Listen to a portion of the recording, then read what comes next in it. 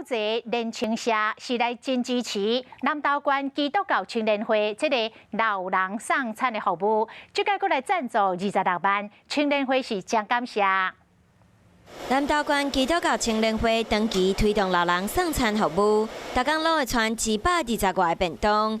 对长期时代关怀照顾，国际年轻社嘛真支持，但你拢会捐钱来协助。